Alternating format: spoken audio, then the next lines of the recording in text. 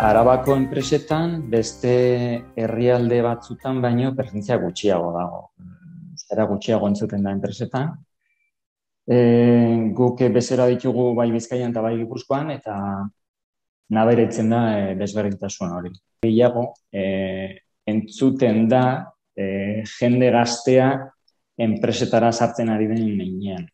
Horre izan dezakegu guk desabantaila bat ikusiz gazte jenteak bere goi mailako ikasketak euskeraz egiten dituenak nahi badu jarraitzea euskararekin bere lan munduan Aldabaneko herrialdeetan errezago daukaten hemen baino. Eta nik animatuko nituzke zuzendariak edo bai euskara taldeak edo uste esatela aukera bat bezala talentua hemen gelditu da. Nik uste baietz, danok daukagu, euskararen alde gaudenok, beti daukagu buruan zerbait egin behar dugula, baina ez dakigu argi nondik hasi, nola forma eman, eta alde hortatik laguntza beharko genuke. Hor badago alde romantiko bat, esan dezakeguna, badaukagula altxor bat, euskara dela, ez dakik noizkoa den, baina alde pragmatiko batetik ere, enpresa moduan, konturatu gara, erosle euskaldunak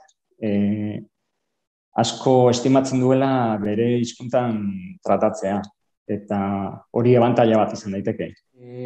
Bezeren aldetik konturatzen dira gure dokumentu batzuetan euskara gertzen dela, gure ofertak orain eskaintzak ere euskeraz jaltzen ditugula, gure komunikazioa euskera denean ere estimatzen dute. Beraz, bezero mailan nik uste gehiago nabaritzen da aldaketa hori, hemen barruan baino. Ze guk daukagun arazoa da, hemengo jenteak ez dakela euskeraz. Batzuk badakigu, baina ez dakitenek kostatzen zaie aldaketa hori egitea. Egia da, azkenengo sartzen ari diren langileak badakartela euskera, eta horrek errazten digu gure asmoa dela zerbitzu euskera ematea. Eta, gutxinaka hemen gure dendan entzuten da euskera gehiago. Ez dakit den hemen aldatu ditugulako kartelak, edo txapak ere jartzen ditugulako noizean behin, baina igertzen dugu.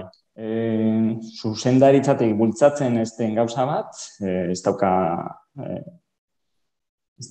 itxura honek bintzat, ateratzeko ez dauka aukerarik.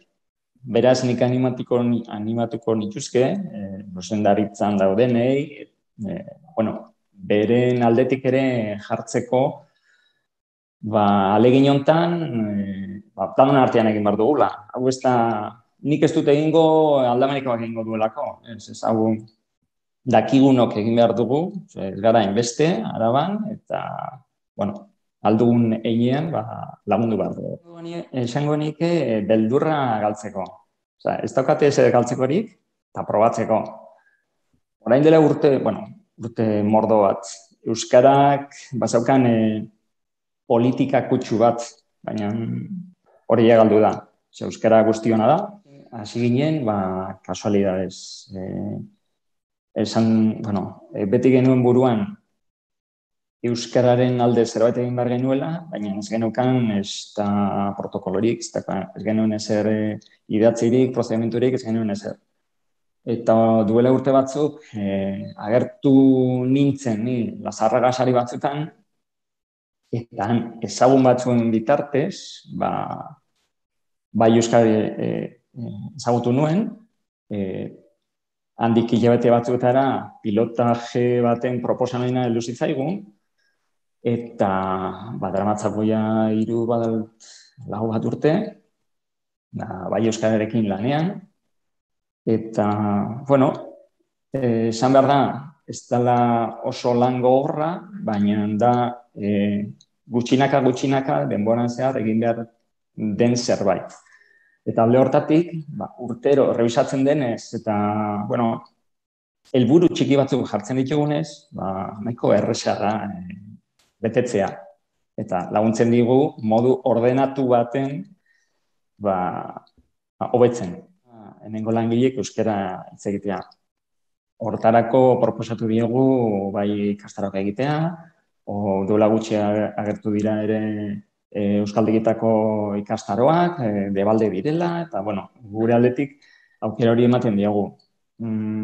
Ez da erresa izango, agian luzerako izango da, asmo hau, baina gure helburua da zerbitzua hemen sartzen den edonorri euskaraz egitea. Ulertzea, bentsat.